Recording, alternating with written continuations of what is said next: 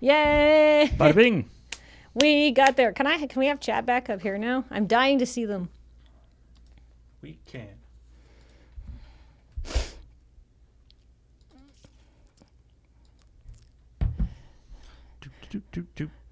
Big ups to Beige, who wrote the Nintendo story. I added the weird punchline about eating the GameCube controller because I couldn't think of what to add at the end.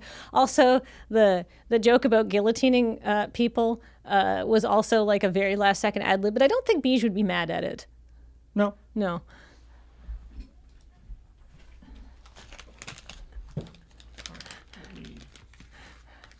The Neptunia joke was great. That was all on Paul, I believe.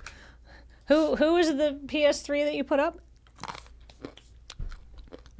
I think her name is like Noir in the game, but I believe she is supposed to be a PS3 or represent the role of the PS3.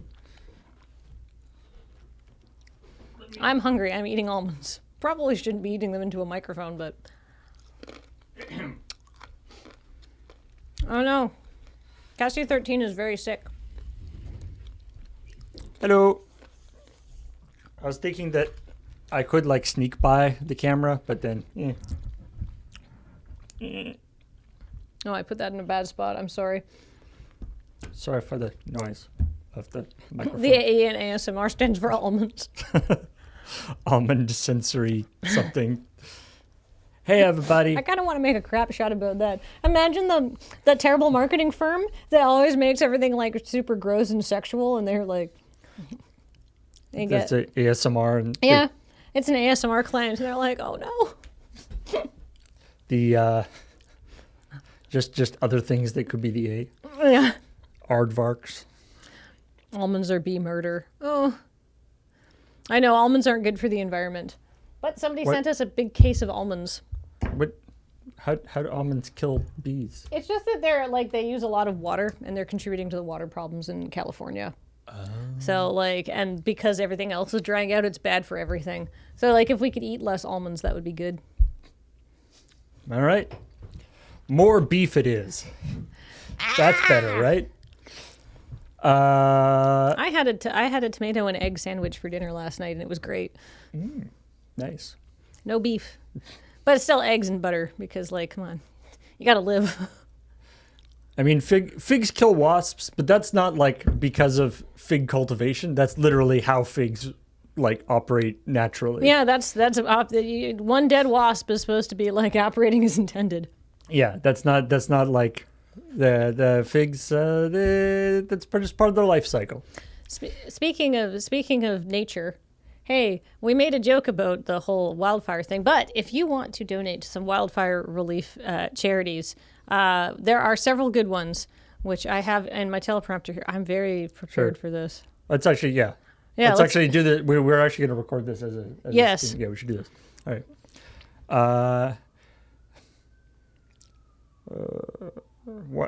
Okay, I'll do the. Sure, maybe I'll do the first part and you can read out the. Yeah, sure. Okay.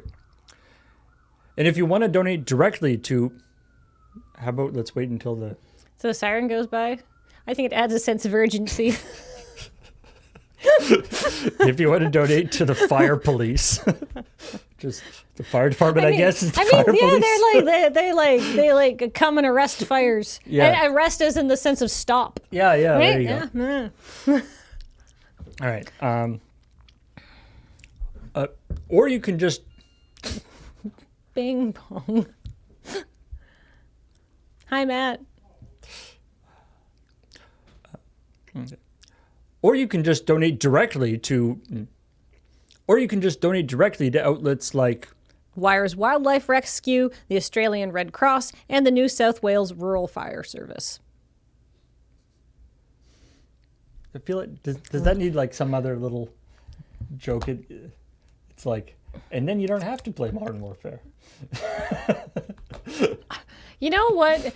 So Beige was like, where should we donate? And I'm like, okay. I was like, I know how I have made my personal donation is that I bought a bunch of King Gizzard albums because King Gizzard released some live albums where 100% of proceeds were going to fire relief. So I bought 2. They released the third one, so I'm going to go buy the third one as well. So I bought like 2 live albums, and I'm like, I don't actually remember where the money was going, but it turns out it was going to like Wildlife Australia or something like that, and like animal rescue organizations, and I felt even better about myself. Yeah, so we could just say most of the consensuses I've seen is the sort of like there's the there's the two or the couple sort of parts of it, right? There's the actual combating the fire itself and supporting the fire people and the volunteers who are combating the fire, and then there's the sort of wildlife. The nature rehabilitation that needs to come the wildlife afterwards. rescue and nature rehabilitation, and there's also the sort of Red Cross, the sort of helping out people who are displaced by the fire and that kind of stuff. So there's sort of the three pillars of supporting. I think this is why Beige made this list, because there's Wires Wildlife Rescue, animals, the Australian Red Cross, the people affected, and the Port New South Wales Rural Fire Service. Who have been doing a lot of work. But like, it's just there's a lot of organizations that need your help. I think that's a good list, but I don't know how to make a punchline at the end of a charity appeal.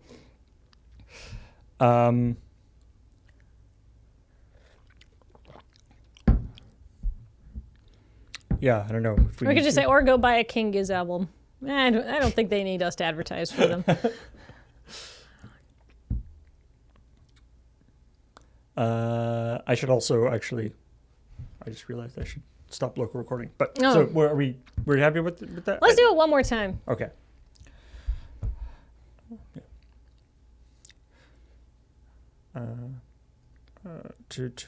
Yeah.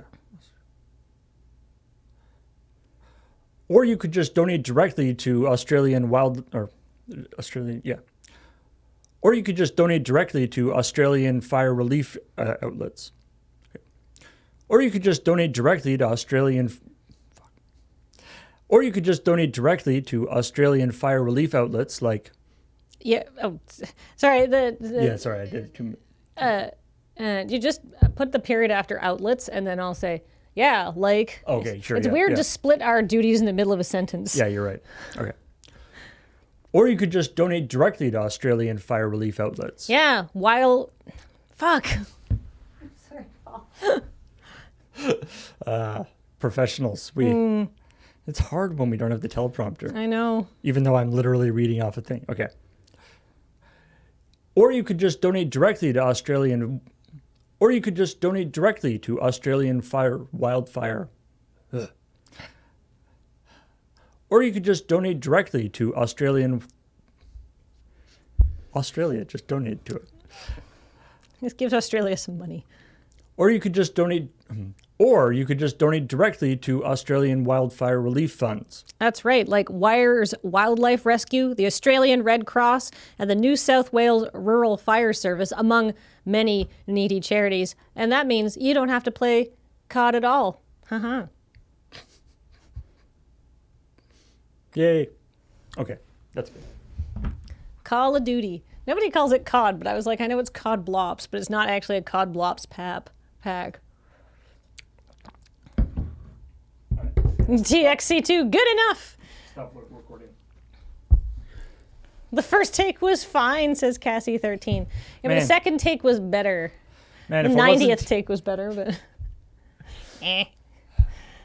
Yeah, man, if Australians, I remember like back in the day, I think this might have been even like a ENN thing where we did the like buy an Australian a Steam game day, because Australians tend to have to pay a lot more for Steam games. I don't know if that's still the case. I would guess so, and if that wasn't bad enough that they have to pay extra for Steam games, now they're on fire. I feel really bad for Australia. I hope they're able to rebuild.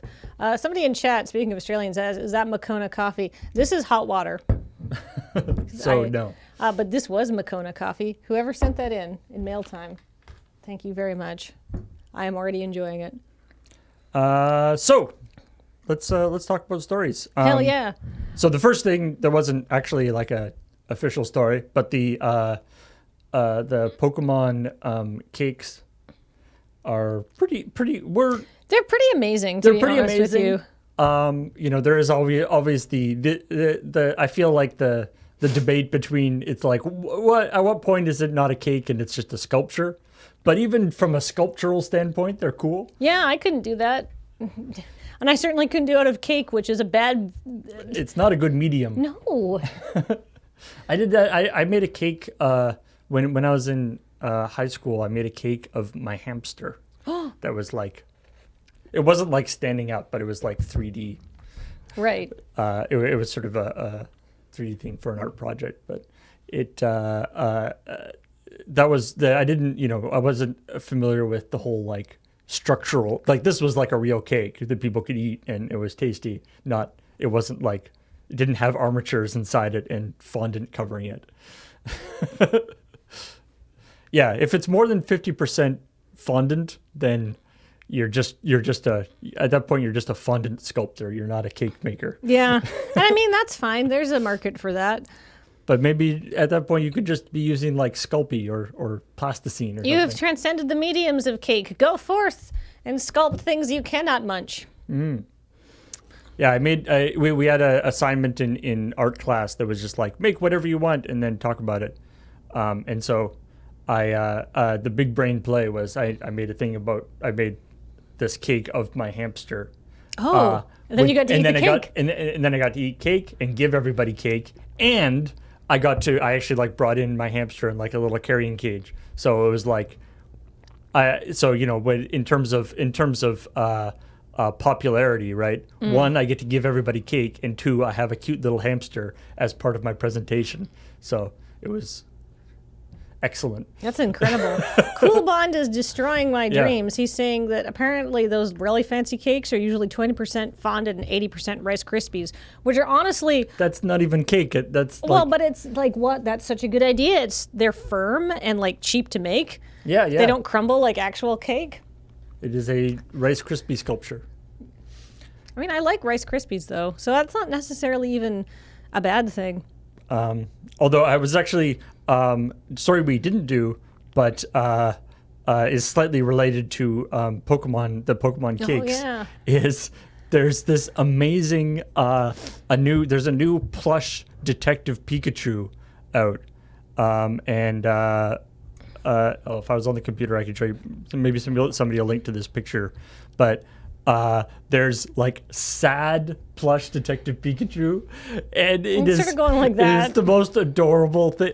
Not a lot of people make sad looking plush animals. Yeah. For obvious reasons. Like most people don't want a plush that's like unhappy, but this is so adorable. It's a Detective Pikachu having a real bad day. And so, Oh, people have got it up in chat. there There he he is. is. There he is. Oh, look at him. That's so cute. Yeah. That's disgusting. That tugs at my heartstrings in a way that reeks of engineering. Oh, yes. It's like, damn you for short-circuiting my higher brain functions. Yeah. Oh my God, so cute. That's not sad. That's a screen cap from He looks so sad though. All right, and the other stories we did, the thing about the Taekwondo, Yeah. is kind of a neat idea. So apparently, usually Taekwondo is done with you get points for just touches, and so which obviously. Hold on, I had to do a lot of research into this. Okay. Not just like they have motion detect, like they have pressure sensors that people have to wear, except on the head. They don't want to encourage anyone to kick anybody in the head. So for the head, they're super sensitive. So basically the whole thing is like, how can you touch the head? Because you get lots of points for scoring on the head. So it's like, But it's designed as it's like a sport, and so the idea is that it just touches. It's not actually like you're not trying to like knock the other person out or anything. Yeah, it's not supposed to be, well, it is supposed to be like, apparently the idea is that it used to be more like of a contact sport, but since they've introduced this scoring method, people have adapted to get the scores right? So how the sport plays out has changed in response to the scoring method. And apparently, at least according to this Korean article that I read through Google Translate, that is a problem because like combat the perception that Taekwondo is not fun is like a direct quote from the lead of that article. And then people were like, this could be the future of the sport. This could be the rebirth of Taekwondo. And it's like you get this distinct impression of desperation.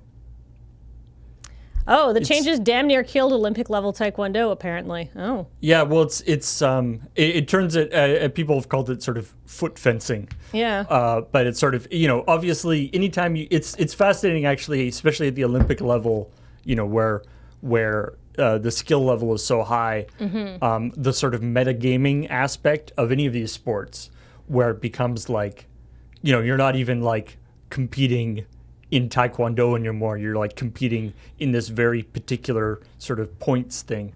So anyway, they made this adaptation where they're wearing sensor vests like they were before, but they're set up in such a way that it sort of has a correlation to like an actual like health bar. Yeah, the harder you get hit, the more health it takes off. So it encourages people to actually like make contact. Yeah. So obviously, whatever the rules are for this new setup in terms of what things do damage in terms of the health bar is going to change how people play the thing. But I like they have like Tekken style like music going. Oh yeah, and there's like it's all and like.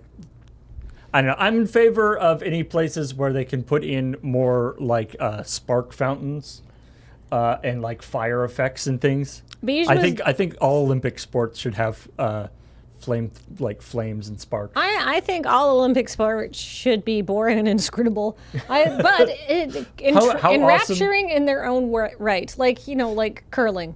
You watch 2 minutes of curling and you're like, what's this bullshit? You watch an hour of curling and you're just like, right? But if just hear me out. If you're like curling is awesome. Yeah. But if on like the hammer, it goes in and lands like in the middle of the wherever the final one lands, and then erupts in sparks, or like flames shoot out of the stone. Wouldn't that be awesome? Or like the visage of the devil comes out when like they knock out. They're like. Yes, that would be extremely metal, Paul. That would be great. I think given the sort of the taste of most Canadian people, I think we'd all be into that, to be honest with you. Yes, dressage, but they like have No. they have like spark effects or No, that streamers. would scare the horses. Only for the jockeys. The jockeys have to do their own obstacle course with fire and sparks. The horses get to ride the normal obstacles. Dressage, where they first do it with they do the jockey, doing the horse dancing, and then the horse gets on the jockey and the jockey has to do some dancing. They have to do it 50-50. Oh, yeah, that's good. Let the horse lead for once. What does the horse want to do? This doesn't seem like a partnership. This has been Kathleen and Paul Solve the Olympics. All right. So the other probably the biggest story that came out earlier this week was that Sony has officially pulled out of E3, and obviously because they've already started talking about it, theoretically that was where they were going to be showing the PS5. Now they're just going to be like, yeah, we'll just show it whenever we want to in an event that we set up, which I don't think they've actually scheduled yet, but presumably will be around E3 because usually they do that. I would guess it would be like after E3, so that it can be like the actual physical embodiment of and one more thing. Right? The hammer. Yeah. The E3 hammer. Exactly. Or like the week before. Sometimes they do that. Yeah. Just to like suck all the wind out of everybody else at E3. I feel. Part of the whole thing, like obviously there's the aspect of the like, it might not be the venue that they want, or there's various, the idea of it sort of being, the E3 is sort of controlled by the ESA. So it's controlled by a different company, and so they don't necessarily have all the control that they want of the whole thing. And then there's the other aspect of it, which I know Apple dealt with when they switched over to doing their own presentations, where it's like if everything's not ready for it means that they don't have to be on somebody else's schedule. So if they want to announce the PS5 with a whole ton of games, and the demos for those games aren't quite ready by the time E3 shit comes around, they don't have to do kind of a mediocre presentation. They can wait another month until they have everything all lined up and ready and go for it. Yeah. And also, I just feel that, obviously Apple does its own thing, but Nintendo has proven that if you have a strong enough, internal brand, you can just be like, hi, this is my thing. You care about it enough that you're going to tune in. And I know that Nintendo has the killer combination of the hardware that we like and the software that we like, which makes it very easy for them. The same with Apple, right? Yeah, and I mean, And Sony is maybe less on the... Sony has always had some very good exclusive games, but they've never had their own they're not Nintendo. Who else is Nintendo? Yeah, they right? don't have the same cachet, but they do. And I mean, Nintendo does all sorts of events all throughout the year, right? Of course. And Sony has started doing the State of Play events as well. So they have been doing their own stuff independent. This is a page from Nintendo's book. If Nintendo's not going to go to E3, then they don't need to either. And probably saves them a ton of money. Because they've got to pay E3 a lot of money for the rights to do that. And a lot of people are like, E3 has gotten largely vestigial. And I think E3 knows that because... E3 used to be where game industry people would get together and talk, and this is E3's leaked plans for this year. Their intent was to turn E3 2020 into a fan, media, and influencer festival with experience hubs and Q-tertainment. Remember VidCon. Remember this got leaked quite a while, 6 months ago or something. Yeah. There was this big leak about it was this presentation that was given to investors about E3, and everyone was like, well, that sounds terrible. Yeah, they're trying to make it like VidCon or TwitchCon, I guess. Essentially, if you're a video game personality from the internet, you'll go there. But, I mean, there are already I think it would be better just to start, a niche-focused one for that, rather than trying to go on to the horrible behemoth that is E3. Yeah, Ugh. yeah. Anyhow, that's my thought.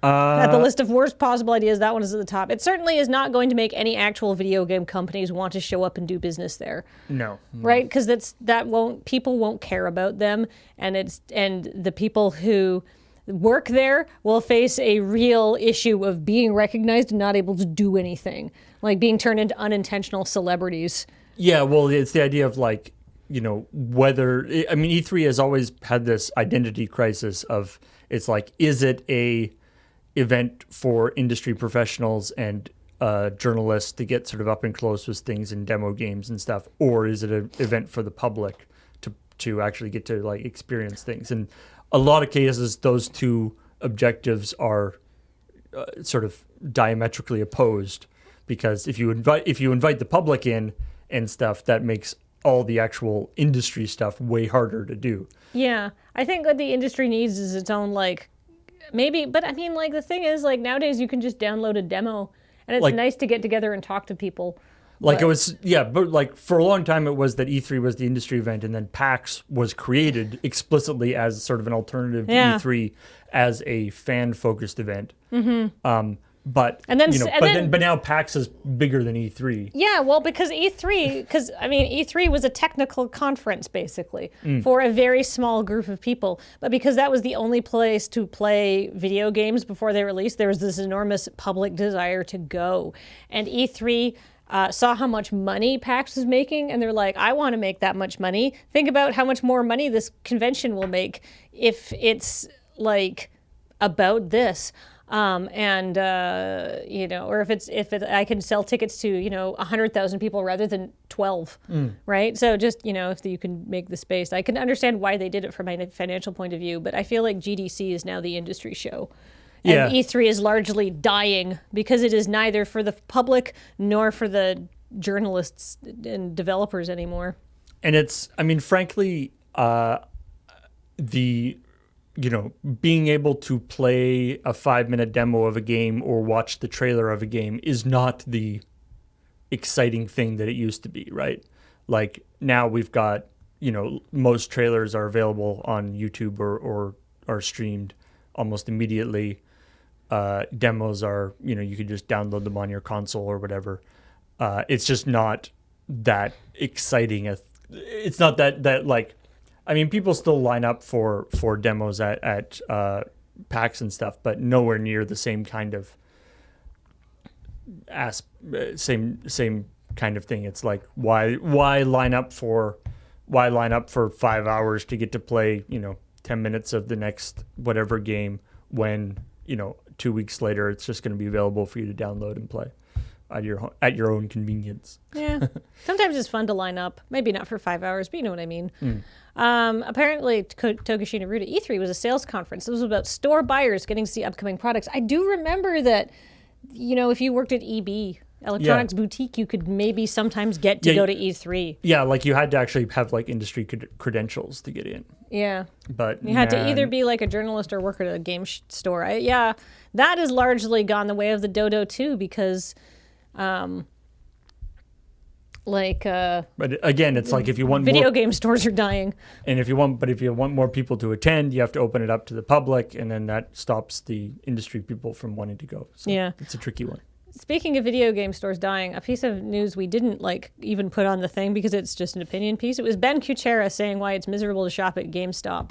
And they have definitely made it so that it's difficult to go in there and get what you want, which is a video game the day it comes out.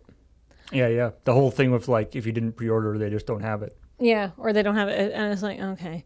And here's the deal. They basically aggressively took over all of the game stores in North America, at least. Right? Yeah, I mean... There's a few independent stores still around. But yeah, I mean, they took over... in Canada, they took over Electronics Boutique, which was sort of the other game store. Yeah. So I feel like this future of game stores is your little independent niche store that sells a little bit of everything the same way the GameStop does, but with a curated eye and a care. Everything's going download now anyway, right? So, yeah. In the same way that dedicated movie stores, video game or like DVD stores and stuff aren't really much of a going concern anymore. Like, I guess it's the equivalent of HMV or something like the new a big the big music stores are having a lot of trouble, whereas something like Ditch or Lyle's Place or if you set yourself up as a store that is going to be carrying the more esoteric stuff that is those two were just like record stores in Victoria that are just the more sort of independent record stores that have used stuff, and they have all sorts of vinyl and all these kind of things. Like, I think that's what if you want to operate a brick and mortar video game place, that's what you want to move to. Because if you're just selling a game, the physical version of a game that people could just download, the value proposition is not that strong, unfortunately.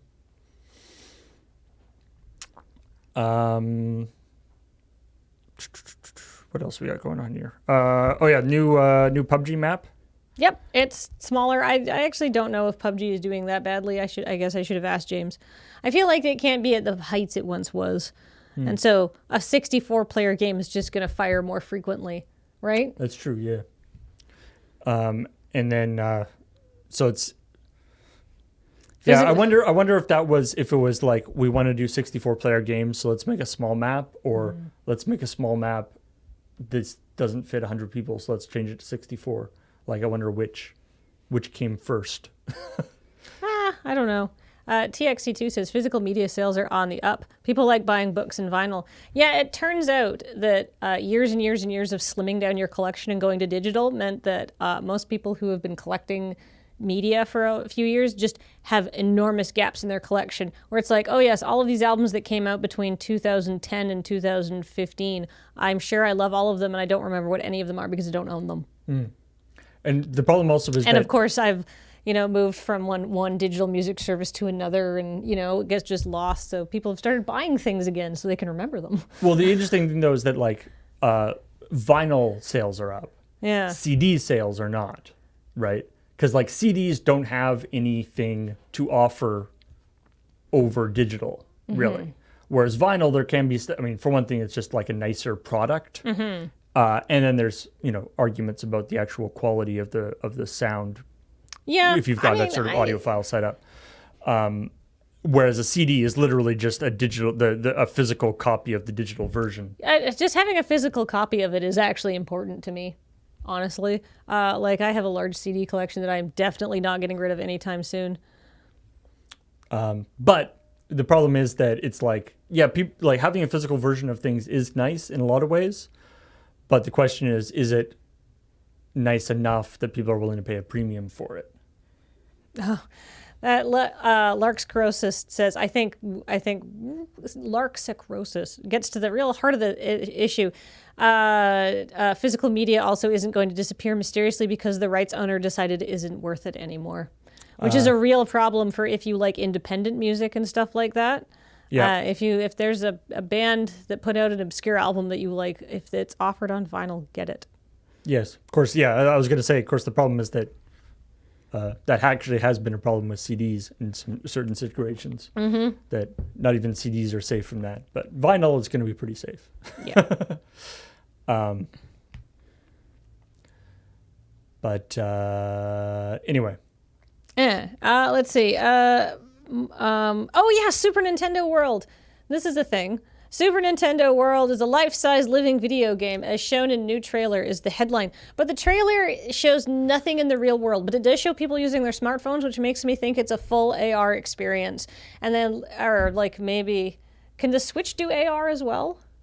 Like, does it have a camera that takes in from the back? Yeah. So maybe it's a full like smartphone or Switch experience if you have a Switch or something like that, and then you can look around the park. They've said they've said that it's going to be like some sort of digital wristbandy thing that allows you to like level up and collect coins and stuff. But yeah, it's starting in Universal Studios in Japan.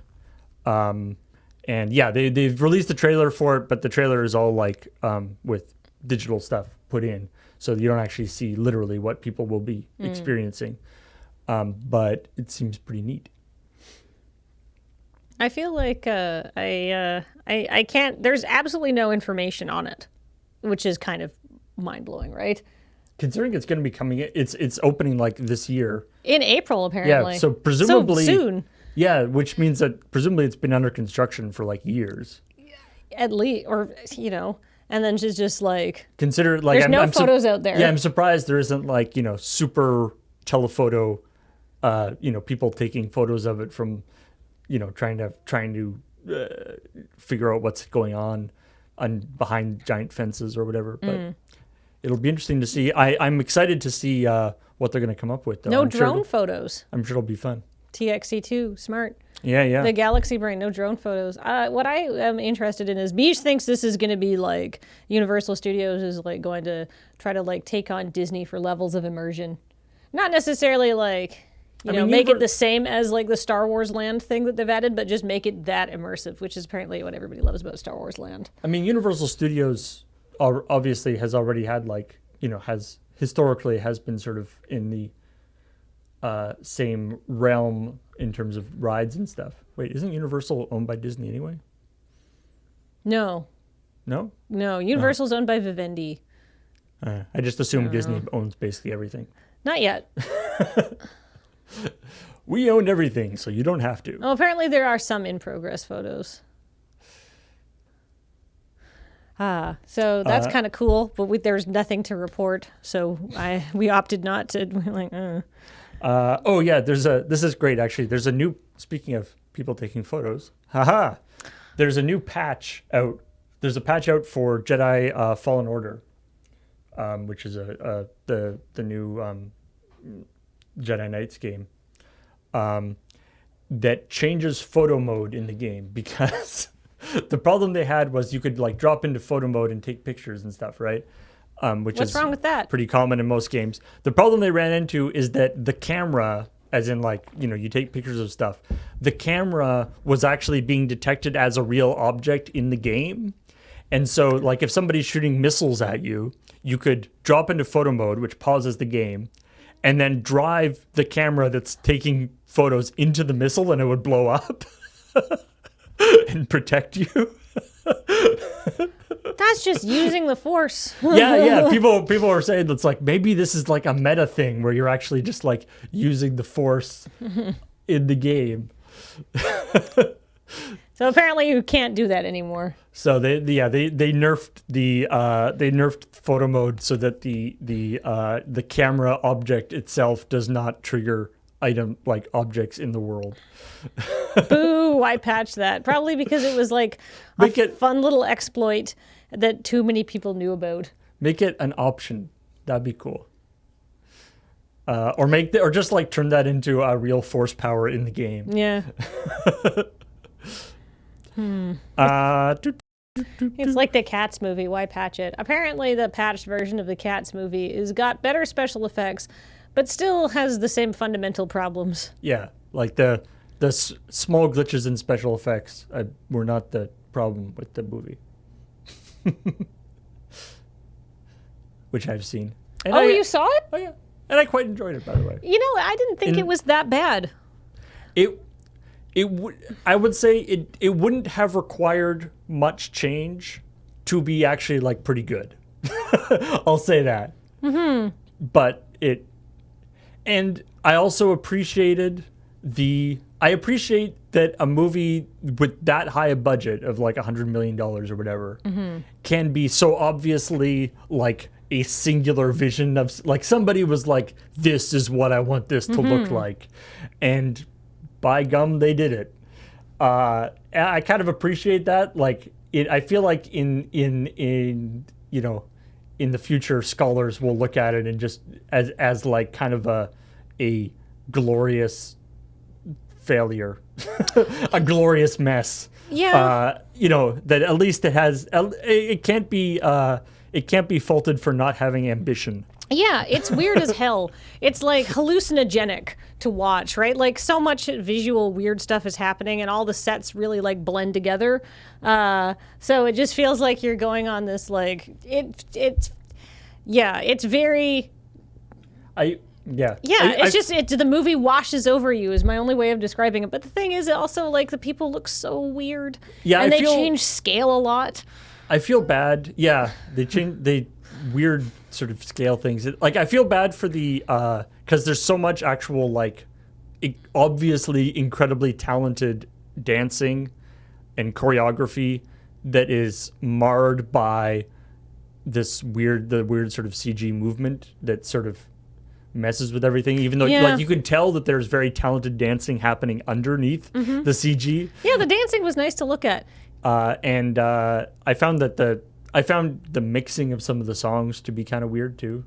The whole like memory was just too loud on all volume, on all vectors. People were like, "Oh, the orchestra's too loud." I was like, "No, the vocals are too loud too. It's just too loud across the." But here's the thing: imagine if that was an animated movie. Yeah. That would be awesome as an animated movie, to be honest with you. Like make it like a Fantasia level, like because it is like weird and like creative and the way they move the camera and stuff. By the way, if you want to see if you do enjoy the Cats, there's actually an excellent filmed stage production of it. I think has been on various sort of PBS type stations, but that's very good. It is literally basically like it's like a filmed stage production where they took out like there's no audience and the camera sort of moves around more than you would be able to if there was an audience, but it's done very well with much better seeing, and it has an addition. It has that level of one like if it's a stage production and people are obviously people are acting but they're and they're wearing obviously wearing costumes. But you get to see them from far away, so they sort of look like cats from a distance is the point. And it's also, there's a level of sort of suspension of disbelief that's already implied when you're watching a stage thing as opposed to you're watching a film. Yeah, there's no dramatic close-ups and tiny cats one moment and enormous cats the next. Yeah, the size of the cats. They clearly built a whole bunch of like real scaled sets. Yeah. But deliberately at different scales. Yeah. I guess they figured we wouldn't care. But yeah, at like one point in the movie, they're like screwing around in a milk truck and they're like half human size. So they look like in relation to the props. And it's like, okay, cool. And they stay that size for most of the time. Right. But then like towards the middle of the movie, suddenly they start getting very small when they're half a railway tie tall. The cats. Also, it was a mistake to also make the other, like, to make the mice and cockroaches also be people. Definitely a mistake. No, because then it's like, oh, those, because they don't look like cats. They look like weird furry seal people. Like, they're just not fluffy enough. And then they're eating other people. Also giving Idris Elba fur that's the exact same color as his skin. They did that for a few people. When all the other, well, most of the other cats have like a contrasting color of fur. Yeah. For him, they just wide shots of Idris Elba with fur the same color as his skin. That's very short fur. Yeah, he just needed to be fluffier. I think that's why he had a coat for a while, so he didn't look quite so naked. Yeah. Anyway, that's not technically video game news. Although, it turns out a video game tie-in for that movie would be probably amazing. For some reason I'm imagining a video game tie-in of the movie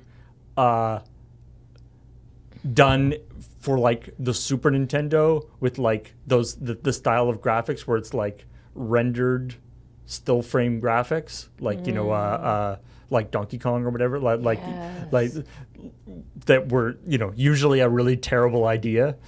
I'm just imagining that as being like like a side scroller. Are you a bad enough dude to become the Jellicle choice? That's my favorite thing is if anybody's watched even if you've watched the even if you've watched not even just the movie but anything afterwards, so it's like once you watch the entire movie you go, cool. So what's a Jellicle cat? And it's like, do we have to go through the whole movie again? Yeah, I thought it was pretty clear. After the big conclusion, it's like, no, it's not. Why is that a bit there? Why do they have to tell us about Jellicle cats? Anyway. I thought it was pretty clear at the end of the movie a Jellicle cat is just a cat. That's just what they call themselves. Also, by the way, this is why we extended CheckPoint Plus for an hour and a half. Yeah, to get more of this. Because we can now talk about cats. It's cat chat.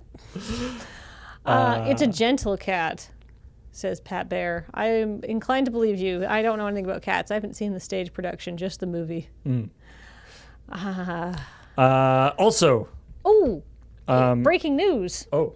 Remember? Cyberpunk 2077. Oh, yeah. We haven't talked about this yet, have we? Yeah. Cyberpunk 2077 is going to be delayed. We found out literally while we were like 20 minutes out from going live. It's like, I'm not talking about that. But yeah, they're pushing it back to September from April. They put out a statement saying like it's technically done and playable, but we just need more time to like play test it and kill bugs. And you know what? Fair enough. Yeah, great. And why do that under crunch? Because crunching to get to that step of polish doesn't work. Well, exhausted people can't fix things. And there's so many games that have come out that are like, here's the game. It's not that functional, but don't worry. In 2 weeks, we'll have it locked in. We'll get it fixed. They have like what, 57 years? As long as it's not delayed by 57 years, they'll be okay in terms of it being, out of date. I'm down with it. Like if the people are going to delay games, good. Just do it. Sorry. Like we can wait. I'd rather wait. I think more companies should do this and more people should be like, sounds good, because that's the only way that companies are going to stop crunch is if the buying public is like, that's fine. I mean, there's limits, of course. But, yeah. We don't want everybody to embrace the, perpetual, never actually releasing the game. No, that's not true. But like, I like the idea. I I just like Yes, the Star Citizen model. Yeah, but I Duke like Nukem the model. idea of just like, hey, maybe this game was going to take a couple months longer than we thought it would take. Yeah. Okay, well then let's do it and release a good game that's got like functionality, because like the thing is, I think if you like really bust up your launch, it can basically sink you. Right? Yeah, I think the hard limit to delaying a game is if you're delaying a game, if the delay to a game gets to the point where the delay itself makes it so that you have to delay more. Like for instance, part of the problem with Duke Nukem Forever was that they kept delaying it, but they got to the point where they had to redo The engine and stuff. the entire game because they had delayed it so much that it wasn't acceptable to be released anymore. Yeah. Or they had to like switch it to a different engine because the engine that they were building on was not a viable engine anymore. Didn't Breath of the Wild get delayed for an entire game system? I believe it did. So yeah, I mean that at that point, like if the reason for your delays are because of previous delays, you're in deep trouble. But yeah, Half-Life 3 is not even being developed. It's not Half-Life 3 technically hasn't been delayed because it's never been actually like given an announcement time. I don't think. Half-Life 3 is just something that we wish would exist. I don't think they've ever actually said that it has existed. People talking about all sorts of delayed games and stuff like that. Supposedly the Final Fantasy VII Remake episode is coming out this year. Yeah, people are it saying. did also get delayed as well, but Yeah, I mean, that's Square, though. But Japanese companies tend to be like, you'll have it when it's done. yeah. That's the Atlas model. Of course, It helps if you like know exactly how you want your game to look and you're not trying to make like a top of the line technological like shooty thing, right? Like it's easier to delay a JRPG because, you know, the technology doesn't necessarily have the biggest impact on it. the graphic style, right? Right. Does not need the full processor power for high definition environmental rendering. It's not what the game's about. It's very stylized. Of course, if Atlas had delayed any longer, in certain cases, the actual console they were making it for would have been discontinued. That happened to them. They were like the last game. They were the last game on the PS2, right? Yeah, the Persona 4 was released on PS2 after the PS3 launch. Basically, everybody's saying that everybody sort of agrees that Persona 4 was the last great game of the PS2 era, and it probably got delayed like a year and a half or something like that. But Yeah. great game. Yeah, I do find the Final Fantasy VII thing being delayed to be a little bit silly because it's like there's the thing that because of course there's all the thing with like you're spending way too much, like you're spending too much work on it because you're changing it too much. That's why it's taking so much effort. So it's like, one, it's delayed. Two, it's not even Final Fantasy VII. It's Final Fantasy VII Part 1. So it's like the scope has narrowed and they've and they've delayed it. And we'll see how it goes. Yeah, it's true. All right, what else? There's a few other news stories here. Might and Magic is making they're combining two great things that taste great together because they're making a auto chess game that's 100 players. Battle Royale auto chess. So they took the two things that everyone likes apparently. And they're combining them together. So there's going to be Might and Magic 100 player auto chess. How is that even going to work? I have no idea. But to be fair, I don't really know how auto chess works anyway. No. Might and Magic Chess Royale. But I do like that auto chess is becoming a thing where it's just like, look, there are ways to play super competitive games that are not violent. I mean, auto chess. Isn't it more like a strategy game? I mean, yeah, but it's violent. Like Okay, you're setting up things to kill each other. Yeah, but like, you know what I mean though, right? Auto chess is violent. But like, You're not I guess I see it as more of an abstract, like battlefield commanding kind of thing, like a StarCraft thing, which is like got the veneer of shooting things with other things, but like the strategy is about resource management and like placement and stuff. I guess. I mean, I feel like a lot of high-level players of first-person shooters would say that those are largely strategic too. Oh, it works by pairing 1v1 for each round. Okay. It's very much not StarCraft. Yes, battlefield commanding, totally bloodless. Yeah, the trick is you don't control the units in auto chess, which is interesting. Well, it's violent in the way that chess itself is violent. Correct, because like pawns, rooks, knights, queens, kings, right? You're trying to assassinate the leader of a sovereign country. Kathleen thinks it's not violent, she doesn't get her hands dirty. That's very unfair to me, I think. What I think is like you're not participating in you're not living out the violence. And I think that you can skin it to be anything. Like the actual gameplay could be reskinned to be unviolent. Like the game we played last night. But I mean, like... right? You're shooting aliens, but you could be doing anything. Contraptions could be going wrong. But I mean, the river could be flooding. But I mean, like Splatoon is the sort of first-person shooter that's been reskinned to be non-violent. Exactly. Yeah, it's paint and tower defense, right? I think anyhow. So, it's not necessarily an auto chess specific thing, I'm saying. Yeah, anyhow. So, that's my thought. Boop, boop, boop, boop. Oh, the chess part of the name is a misnomer. It doesn't have much to do with chess. Interesting. I think the only chess aspect to it is it's sort of grid-based. Oh. Yeah. Oh, the chess part of auto chess is the board. Well, I don't know anything about auto chess, but I thought it was just like, strategy stuff. It is it's strategy, but it's interesting in that it's the auto aspect of it is like it's largely about like because you draft your team or whatever, and you put them out in a strategic way, but all the actual combat is automated. It's not, you don't actually control it directly. Feminine Desire says it's limited draft format and placing tower units. Mm-hmm. Okay. Well, I mean, you could still skin that to be non-violent. Oh yeah, and I wouldn't be. I mean, they are. Some of them probably are, but we like violence. The violence is boring.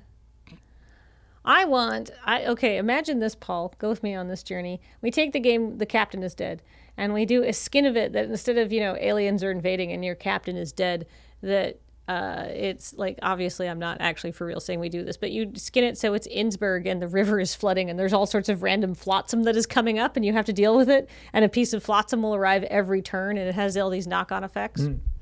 I mean, there's similar. I mean, the Red October was the one that we had played before. That's not the captain is dead and aliens are attacking. It's that you are dwarves in a submarine that's sinking. Yeah.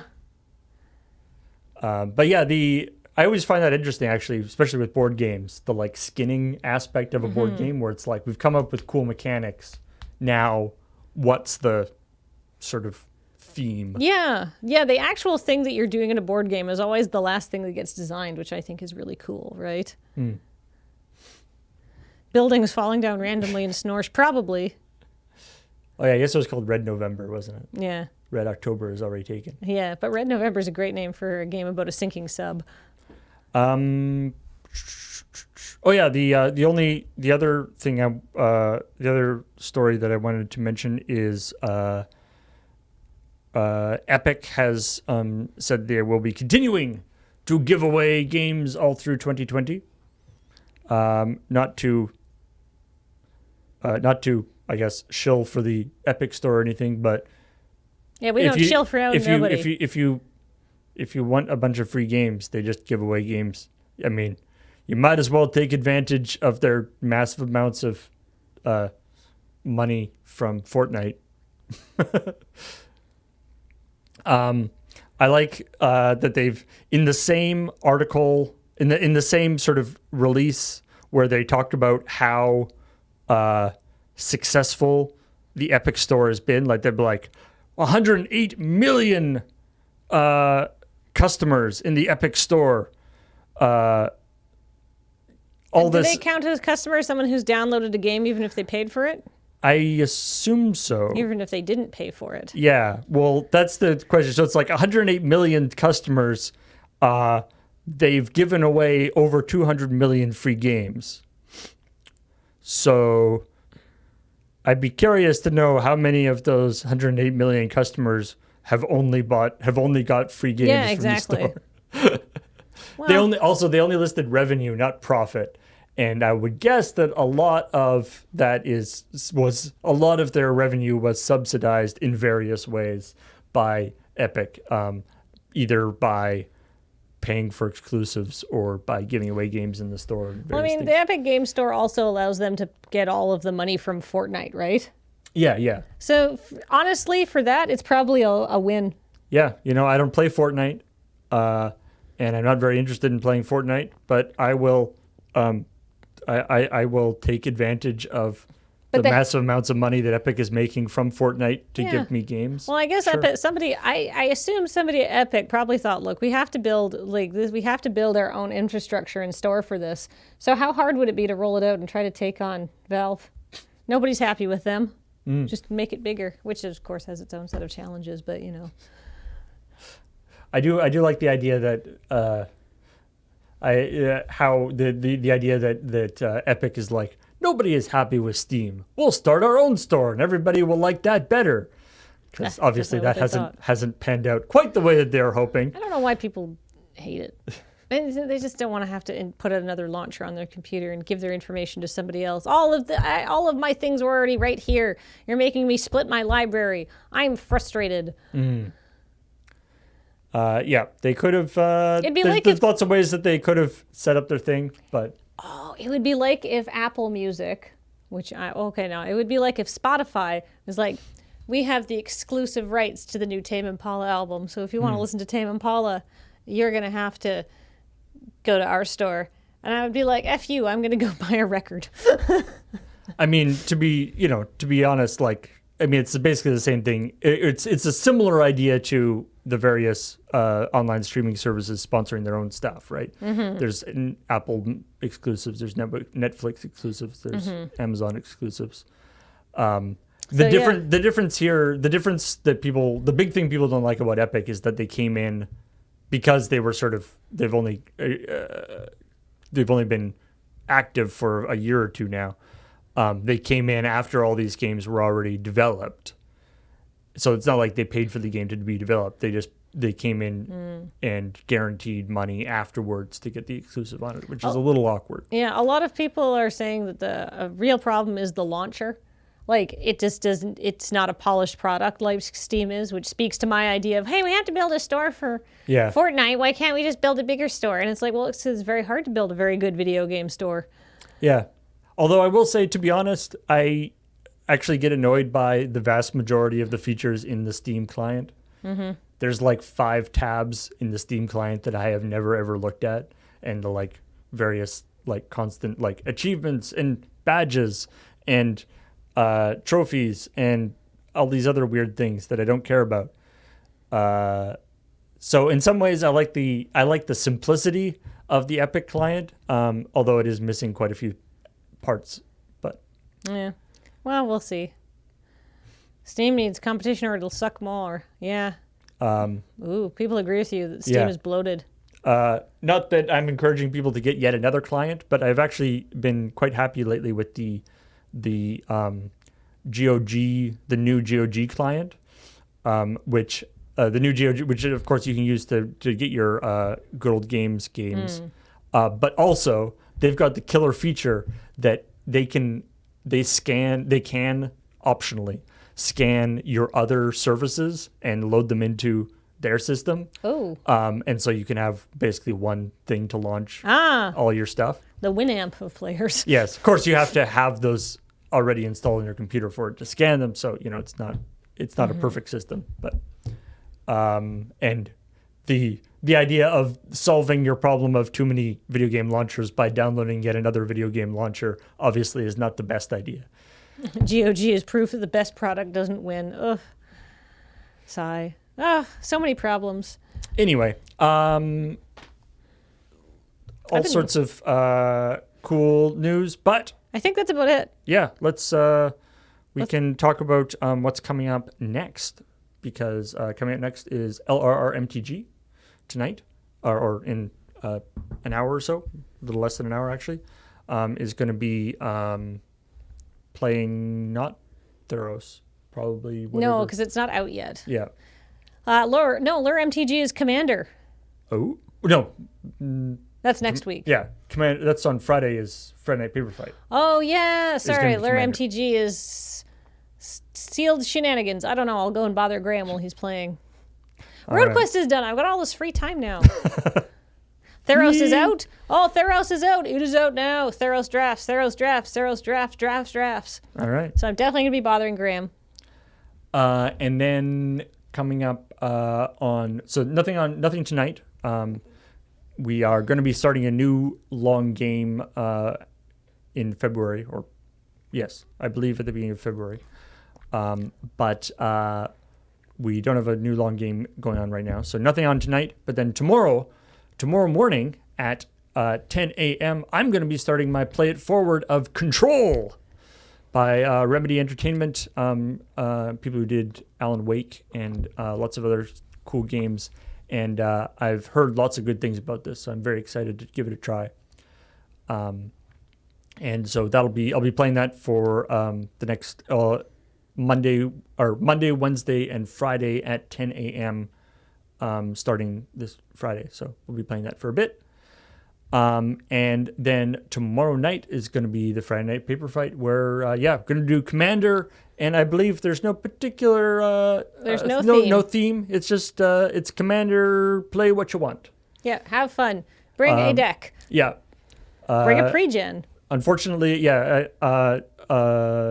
Ben is part of the group that's away at the at PAX South. so he couldn't make all the decks for this one. Oh, we're all capable of making our own So, Commander decks around here. So I don't know what everyone's going to make or what everyone's going to end up with, but it should be fun. And then on Saturday, we've got Adam's Game House, where he continues to work his way through Persona 5. And then on Sunday, it's Rhythm Cafe, where just Ian this time, because of course Heather is away at PAX as well.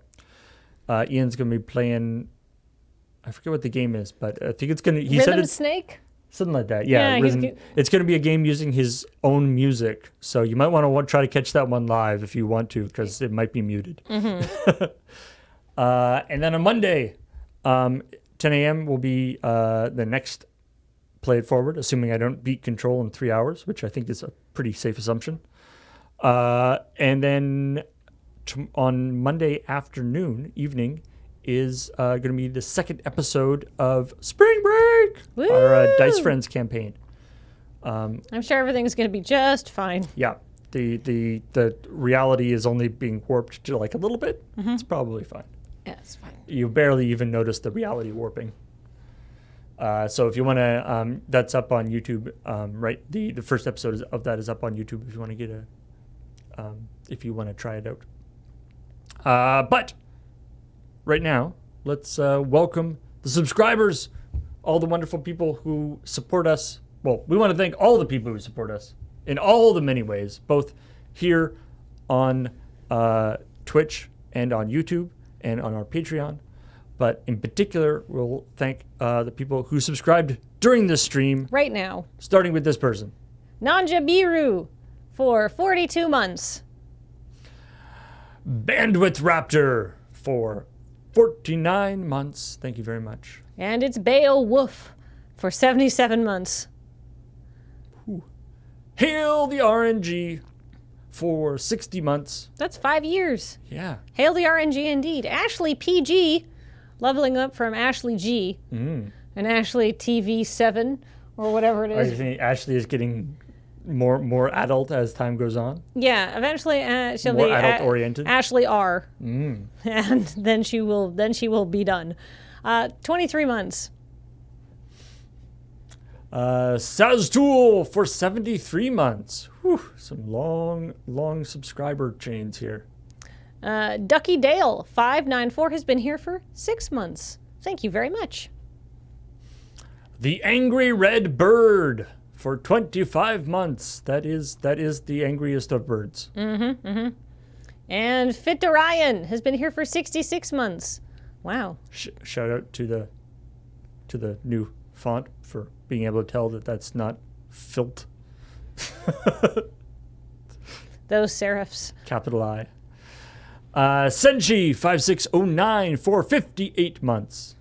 It's your friend and mine. Bad Panda Bear. He's my friend, but he's just so naughty. 24 months, thank you. It's good if you can acknowledge that your friends are bad pandas and yet they're still your friends. It's an important thing to note. Miss Tweely for 31 months. Thank you very much. Oh boy, it's Phoenix' turn. 32 months. Left or right? H-Bomb and Friends for 35 months. Thank you very much. Hey, Chi 7891 for 34 months. Very nice. Exachex Kutsune for 52 months. That is a year of weeks in months. Whoa. Something like that. That's a galaxy brain thought. Pikachu cake. Uh-oh. Gifted by the Meerkat. No, it still looks so dangerous. Be real careful before you bite into that one. Yeah. Make sure it's not plugged in. The Hakofo for 40 months. I feel like that's a popular area of New York, but I don't know where. It's right near FOMO. Yeah. NQBW, 20 months. Power of Pie for 9 months. Thank you very much. And Inside Pigeon, 22 months. Is it like the pigeon is an operative, like it's your inside pigeon? Like that Please movie that's coming out? Or are you just inside a pigeon and you're like, oh, no. Excuse me. This is... Please use your inside pigeon when you're subscribing to this stream. Jazzaman for 8 months. 8 months. 48 months. And Eric Christian Berg for 24 months. That's 2 years. Johnny H for 8 months. Thank you very much. Hey, baby blue hippo. I feel like there's got to be a children's song. Baby blue hippo. No, that doesn't quite work. Baby blue hippo lives in the swamp. And we need some work. Daghag for 8 months. Thank you very much. And Shallow-Kitty for 62 months. Glodnox for 30 months. Thank you very much. And Crash ZXS for 67 months. That's pretty nice. Patreon and YouTube. Thank you for subscribing to Twitch, which is confusing, but there it is. Thank you, the Meerkat. You are too generous. What does the Patreon and YouTube Twitch channels stream? That seems like a conflict of interest. I bet those aren't official accounts. Nataboo has been here for 22 months. Child Song, gifted by Meerkat. Child Song, do do do do do do. Child Song, do do do do do do. Thanks for 169 bits. Do do do do do. Lord Crusher and H-Bob and Friends. Do do do do do. Coming up. Do do do do. Lure MTG. Do do do do. Drafty or sealed Theros. Do do do do. Is what it will be. Do do do do. Oh, that was a good rhyme. That worked out so well. Thank you, everybody, for all your awesome support and watching the show. And we will see all y'all later. Bye.